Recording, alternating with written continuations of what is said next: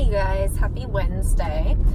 So I have been reading that book, You Are a Badass. I can never remember the rest of it. I think it's something about stop doubting your greatness or something like that. Anyway, I have been so enjoying that book, and what is so interesting about it is every time that I've been posting it almost every day on my Instagram, because I swear to you, every single morning whenever I pick it up and open it to wherever I left off, the first thing I read is always like so powerful, and it just like resonates so much, and I end up like using that for like the rest of my day. The one that I posted yesterday was I think it was by Mark Twain. I think it said, "I've lived a life of many worries, many of which have never happened." And that resonated so much with me, because I am like the overthinker of the world, as Peter Mon would say. He's got me saying that. I just love it. He'll be like, you know, the dog groomer of the world or whatever. It just makes me laugh. Anyway, so I overthink so badly, and I'll get myself so stressed out thinking about something that like hasn't even happened yet. And anyway, when I read that, it just resonated so much. And then today's was really good too. I'm about to come up on a stop sign up here, so I'm going to read it to you because I wrote it down. Sorry, this camera. Some days I think it gets on there really good, and then other days it's just like, you know what? I'm not cooperating. Ooh, I want my sunroof open. Sorry, I know it like makes a windy noise whenever I do that, but kind of don't care because I kind of love having my sunroof open. So, and you know, I went for like a long time, like after my grandma died, I was just like in this really negative headspace, and I never opened my sunroof. And then it just occurred to me like last year sometime, because my grandma died about like 2 years ago, and it just like hit me last year. I was like, I haven't opened my sunroof in so long. Like it was to the point where almost if it was open, it like bothered me.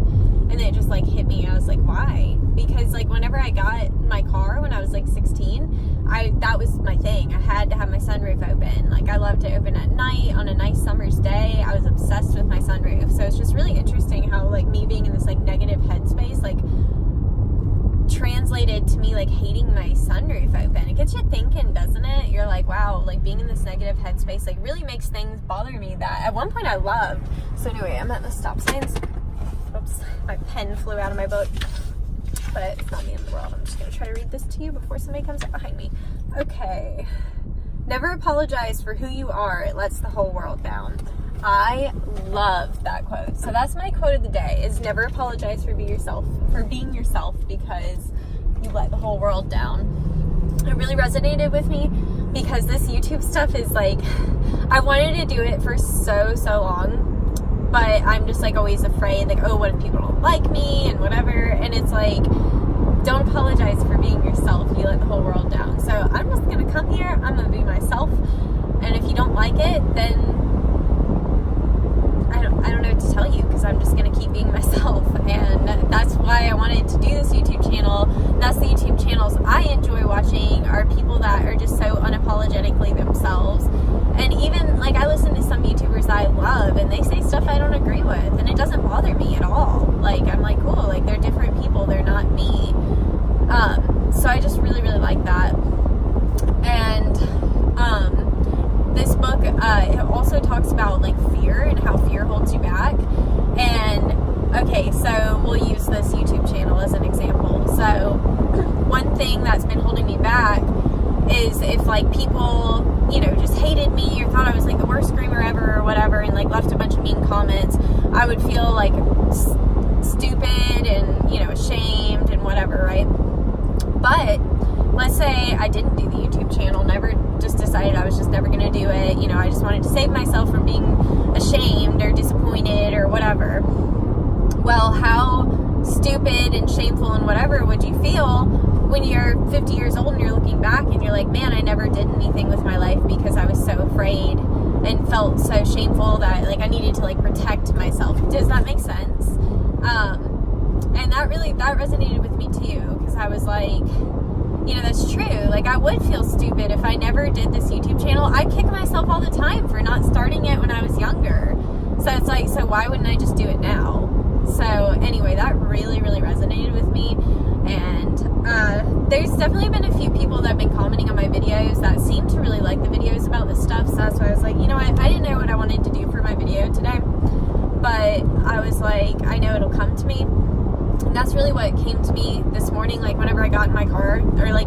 walking out to my car even. I was just like, you know what? I'm going to make a video about this book because everybody just seems to really, really love it. I get messages a lot on Instagram from different people that have either read it or are wanting to read it. Also, I had to talk about this. Bailey commented on one of my videos, and she has the book The Secret, and she wanted to start reading it, but she said she was out of town, so she was like, you know, I'll read it when I get home or whatever.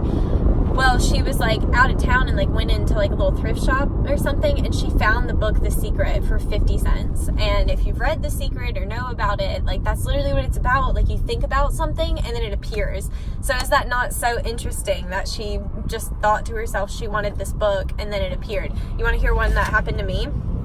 I went to that store, Second and Charles. Maybe I talked about this already, but if I didn't, I'm just talking about it now. So I went into Second and Charles store. It's like a used book place, but they had those squishy things, and I looked at it and I thought to myself, I kind of want one of those, but I don't really want to buy it.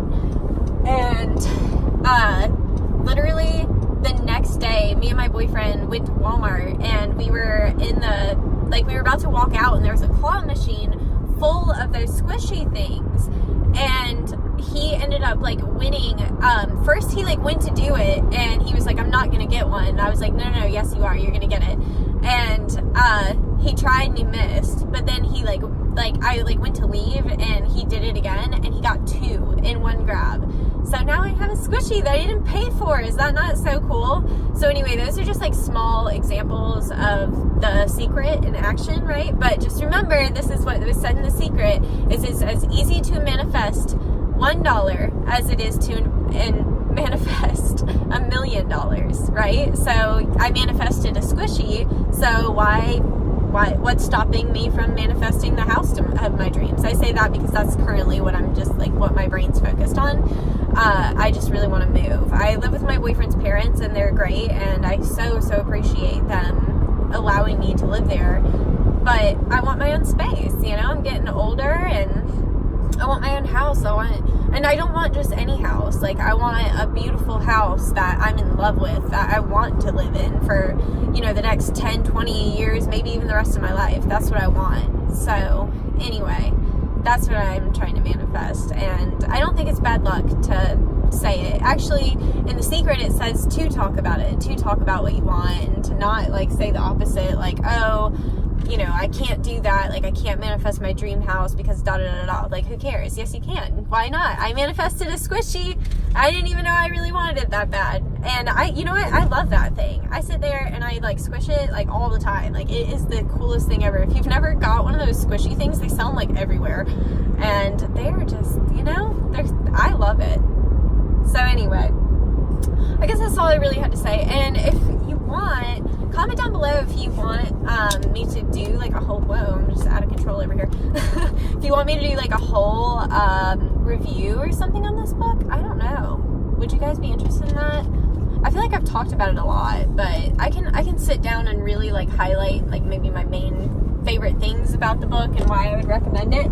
Also, I had said in another video that $16 was probably the cheapest you could find it. I found it at Target for $12. They had it 20% off for some reason.